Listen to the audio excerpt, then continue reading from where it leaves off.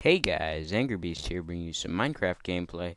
Um, I saw a post on Reddit that requested a way to gamble in Minecraft based on racing mobs, and this is what I've done. I've built this casino over the past couple days, and yes, this is creative. No, this will never work in survival as it requires mob eggs to work, which is unfortunate, but you know, it's what you get. It relies upon the concept that cave spiders will run randomly and will not be dependent upon your movement when through glass. I'm not sure if this is a glitch or whatnot, but it works for me, and I just hope it works for you. It's meant as a multiplayer concept to be put on a server and multiple players betting and hoping their spider wins. So let's just jump right into it. First thing I want to talk about is the requirements of this. This requires one of the later snapshots, so I'm running on the second to latest snapshot because I'm too lazy to download the latest one. Right here we have tripwire. That's the most important part of this. It's the only thing I can really think of off the top of my head that will require a more recent version of Minecraft is the tripwire. So that's unfortunate, but I couldn't get a pressure plate to work here, and that's just simply how pressure plates work. Um, Other than that, I can't think of anything that would restrict this from any other Minecraft version. If someone can come up with a way to trigger this using a pressure plate instead, maybe if you could put a pressure plate on a sign or something, it'd work, but I couldn't figure out how to do that. But let's just jump right into it. So the basic concept is that there are four people who are betting and any number of people who are spectating. The players who are betting bet for each row whichever spider they want to win. So I want to bet on this row. I want to bet a gold bar. Currently, you can only bet one bar per. I mean, you can't bet any more than that. That's by design. I couldn't figure out a really good way of determining how much your bet was and determining how much you were to receive in response. So currently, if your row wins, you get 3 gold bars deposited from up here, and that's about it, unfortunately. And you don't require to have a bet to be able to play the game.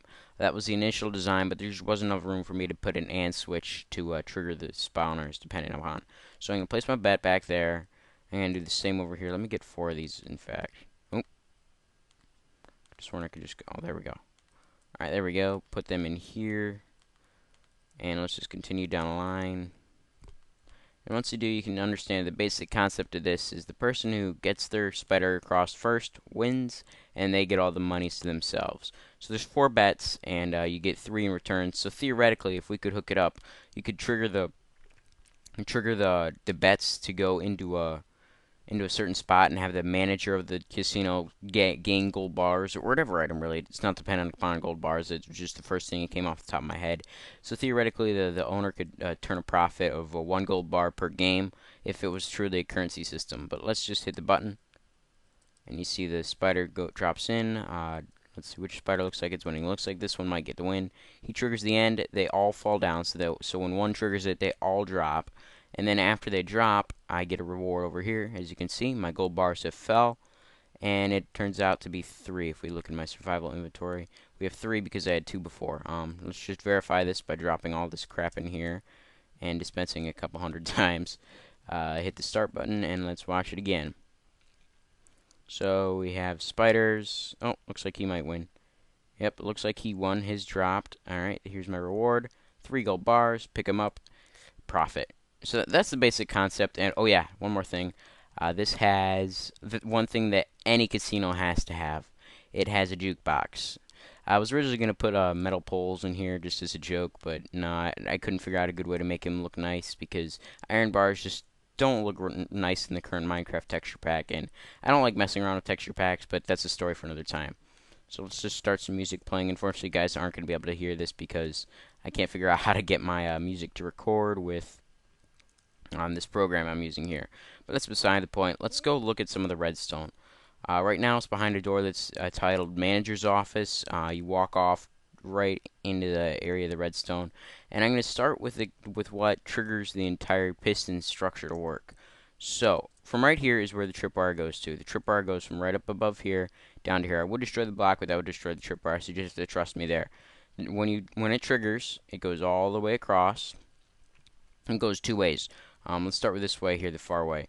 So it goes this way, and then it goes around, and it follows this where it meets up. Probably the hardest part of this was actually triggering all the pistons to fire at the same time when one wins, to have them all fire. because I was having issues with the sinking in this, and that's a big part when you're making a big design like this, is sinking pistons and stuff can be very difficult. You don't want any lane to have an advantage over the other, be it from animals always trying to walk in the same direction, having a bias that way, or something else. So I try to make it as consistent as possible, and I think I did that. I think all the rows have the same ticks between delays, so it should give the person who's actually first the chance to win. So it goes through a couple of Peters. This is just the same all the way down. It's the same modular design. It could be extended, but I thought that 4 rows was enough, as any more than that, you're just going to run into huge redstone issues. I'm already starting to do that right here. I mean, it's difficult to follow, but it comes down to here, and then it comes over here. This is the most important part of the game to determine the winner.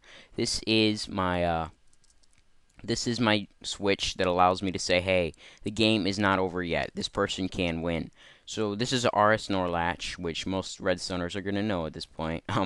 It comes into here, and when the output's on, when this output is on right here, then that means that the person who just triggered the input is the winner, and that it should give them the reward. Anything past that, so if multiple spiders trigger the input, it won't give them the reward. This is the most integral part of a game. You don't want multiple winners, and especially if you're the owner of an establishment like this is something you don't want breaking. I would show a test of that, but it's very difficult to test this stuff, seeing as it relies upon spiders from the other side to walk down while we're over here inspecting the redstone. So we'll ignore that for now.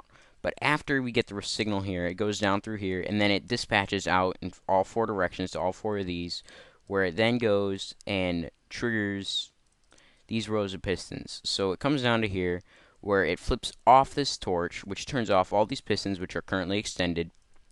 It pulls the ice blocks, which you probably saw above. Unfortunately, I can't show that. Wait, can I? Yeah. It pulls down all the ice blocks, and it pulls down this block. And by the way, here is the tripwire right above there.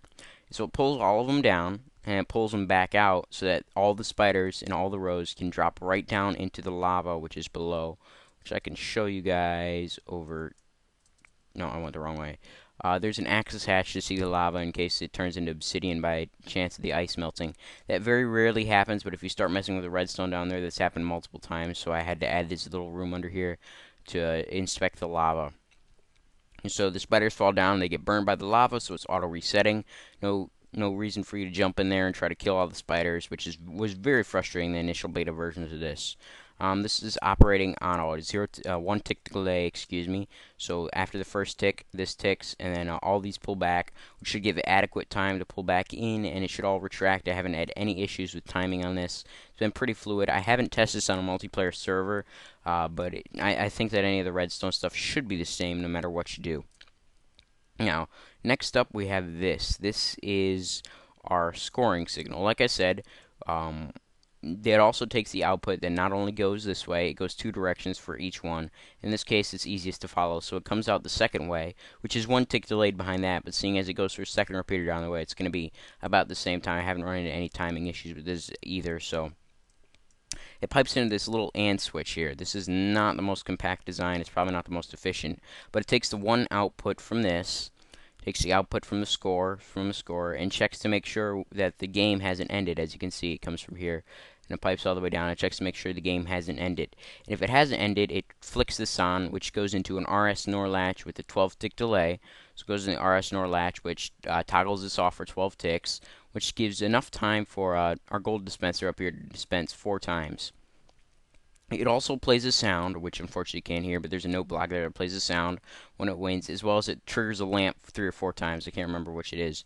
So it gives the rewards as well as it triggers that. That's the basic concept of this. It is extendable, like I said. I wanted to originally have it so that if all the bets have been made, if these pressure plates have been triggered, that's when you could hit the start button. But unfortunately, I couldn't find an easy way to do that, seeing as I was already running out of space. And the path from the start button, which is right here, really didn't have much room for extending, considering the fact that we had another of our scorer plates here.